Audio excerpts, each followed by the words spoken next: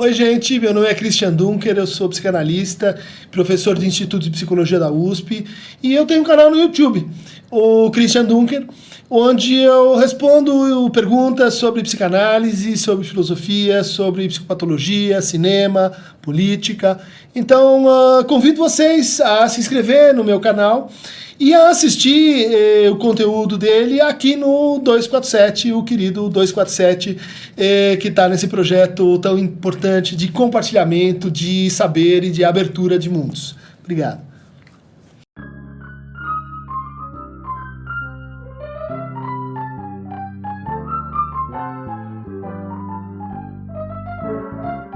Bem-vindos ao nosso canal YouTube, falando nisso de hoje.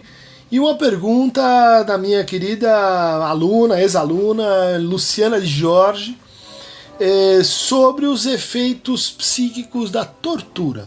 Uma pergunta muito sensível e que tem uma importância histórica fundamental no Brasil e mais ainda no nosso momento de rearmamento, de beligerância, de um certo enaltecimento da violência, de uma certa leniência para com assim, a ação policial. A gente tem aqui no Brasil, no período da ditadura militar, uma progressiva institucionalização da tortura como uma prática que, usada em interrogatórios, usada para intimidar as pessoas, usada para colher informações, isso vai estar assim documentado. Muitas pessoas passaram por isso e a gente tem uma peculiaridade, né, dessa tortura, que é o fato dela acontecer sob os auspícios do Estado. A gente tem muitas famílias que tem pessoas que passaram por essa experiência que a gente deve nomear uma experiência radical, uma experiência que retoma e atualiza aquilo que seria a nossa posição mais básica, mais elementar, segundo Freud, quando a gente chega ao mundo, que é a situação de desamparo, ou de Hilflosigkeit, a falta absoluta de amparo do outro. Isso quando se dá numa existência, isso marca profundamente aquele sujeito, porque de certa forma é um curto-circuito em relação a isso, né? Mostra como é possível, mesmo em sujeitos assim adultos, que você experimente essa satisfação da crueldade de ter o outro completamente submetido a você. Então ali você tem uma experiência de dor que é imposta ao outro e que marca profundamente a relação de ambos com a lei, né? Depois de um evento como esse, os envolvidos jamais serão os mesmos, né? Tanto porque aquele que sofre a tortura, ele vai estabelecer uma relação de desconfiança, de incredulidade, de às vezes despersonalização com relação à lei, com relação ao instituído, com relação à autoridade. Não só a autoridade deste ou daquele, né, mas a forma de engendramento da autoridade que de repente se vê revirada, né, de Kant para Sade. Né. É como se a gente passasse daquilo que seria assim, o nosso ideal mais elevado de lei e que regula a convivência entre os seres humanos para a pior forma de objetalização do outro. No caso do Brasil, isso se torna ainda mais grave. Por quê? Porque existem práticas que mitigam essa experiência. Como existem práticas que podem mitigar a experiência assim, da tortura doméstica, da violência doméstica, da opressão contra menores, de situações em que alguém numa posição de minoridade sofre esse ataque, vamos dizer assim, incomensurável, né, em que você não tem condições de se defender, em que você é posto numa espécie assim, de covardia instituída. Há práticas que mitigam isso, por exemplo, práticas que reconhecem o acontecido. Né? Como a tortura é uma experiência muito radical, ela produz nos envolvidos, mas ainda mais no torturado, um sentimento assim de: será que isso realmente aconteceu? Será que isso foi realmente possível? evocando respostas e reações a esse tipo de trauma, muito ligadas assim à dissociação, à divisão, à esquizoidia, né, à separação da pessoa em relação a si mesma, em relação aos seus afetos, em relação à sua história, em relação à continuidade da sua genealogia. Como essa experiência é uma experiência brutal, é o antimodelo do que a gente poderia chamar de uma experiência de reconhecimento, o reconhecimento é fundamental. O reconhecimento pelo Estado, o reconhecimento pela polícia, o reconhecimento pela pessoa envolvida. Isso é, assim, algo que, diante do pouco que se pode fazer, muito importante. Às vezes, quando se critica, diz, não, mas eu vou receber uma indenização do Estado, ela nem muito grande. Isso tem um valor se engendrado, ser acontecido na esfera de uma experiência de reconhecimento. É alguém de fora que está dizendo, olha, você realmente passou por isso e isso está errado. Isso não pode acontecer, isso não pode acontecer com você, isso não pode acontecer nunca mais com ninguém. Por quê?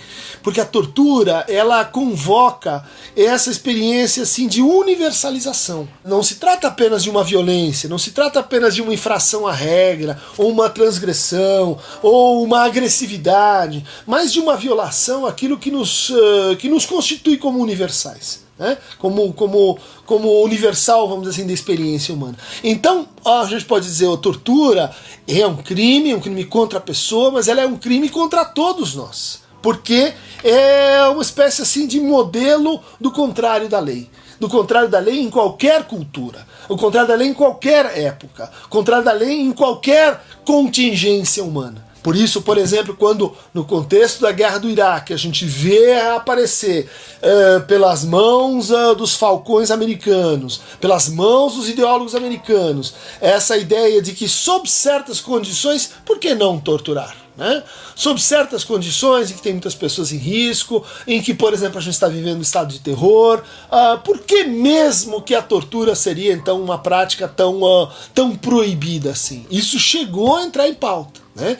Ali no contexto americano, da guerra contra o Iraque, da guerra contra o Kuwait. Mas voltando à situação brasileira, e a gente pode encontrar nesse livro organizado pelo Edson Telles e Vladimir Safati, O que Resta da Ditadura. Uma coisa assim maior, envolvendo o fato de que os nossos torturados, eles não passaram por uma experiência de reconhecimento por parte do Estado da brutalidade da qual eles foram assim objetos. Né? Então a gente sabe que quando isso acontece, você tem um aumento, um incremento do potencial de transmissão dessa experiência traumática. Freud dizia assim, olha, o trauma ele passa de duas maneiras.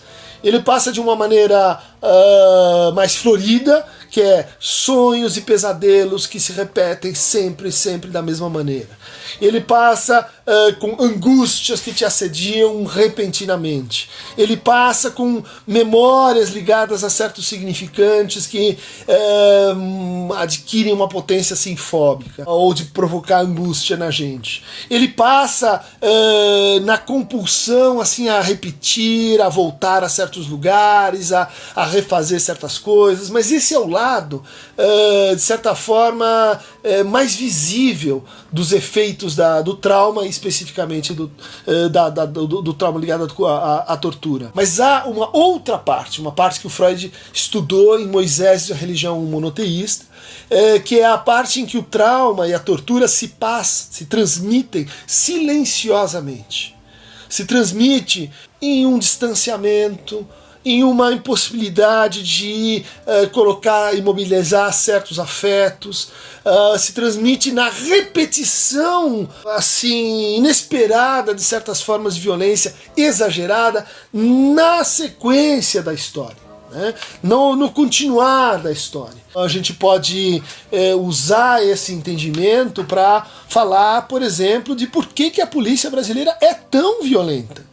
Por que acontece que, comparativamente, ela mata tanto? A gente vai voltar e vai dizer assim, olha, não se reformou a educação militar, não se reformou a educação nas academias de polícia, não se unificou a polícia civil e a polícia militar, né, que é um dos efeitos, né, da política no tempo da ditadura. Ou seja, você não transformou institucionalmente o que havia ali que levou à tortura. De tal maneira que hoje você tem altíssimos níveis de violência e que a gente pode entabular. Será que uma parte dessa violência não é a transmissão silenciosa de uma palavra que não foi posta, de uma experiência que não foi realizada? A gente pode lembrar que o Brasil foi o último país a estabelecer uma comissão da verdade, o único que não levou aos tribunais nenhum presidente, nenhum torturador. Ou seja, há uma leniência institucional, vamos dizer assim, não comparável com o Uruguai, com o Chile, com a Argentina, que também tiveram ditaduras. Esse branco, esse não reconhecimento, essa desautorização da experiência acontecida, ela tem efeitos psíquicos muito ruins. E, subsidiariamente, efeitos sociais muito perniciosos. A gente está vendo, a partir do trabalho da clínica do testemunho, da margens clínicas, desse livro, né, da Maria Cristina Ocares, Psicanálise e Violência Social, né, que envolvendo também o Centro de Estudos em Reparação Psíquica do SEDE Sapientar, que foi um projeto muito bacana, que mobilizou, procurou aqueles que são sobreviventes, vamos chamar assim, da violência de Estado, e permitiu que eles pudessem falar sobre isso, que eles pudessem testemunhar a sua experiência, que alguns desses testemunhos, inclusive em câmaras legislativas, ou seja, em espaços públicos, que isso pudesse ser trazido na forma da escrita, que é uma outra maneira de elaborar esse tipo de situação extrema e violenta, né? A gente tem os trabalhos do Jaime Ginsburg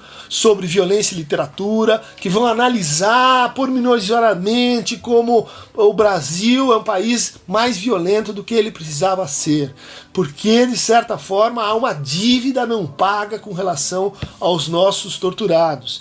E isso o Idelber Avelar, em Figuras da Violência, vai abordar. O pessoal que fez esse livro tão interessante, Ninguém Solta a Mão de Ninguém. Por quê? Porque o que nós estamos enfrentando agora é uma espécie de repique histórico disso. É um ajuste de contas com uma prática que ela foi assim se espraiando, ela foi saindo daquele momento assim inicial, datável, e foi se tornando parte da nossa cultura no pior sentido da assimilação cultural, né? Então a gente tem aí o caso de um psicanalista, o Amilcar Lobo, que ajudou torturadores, estava em análise enquanto ele fazia isso, porque ele estava prestando serviço militar, que é um caso que foi denunciado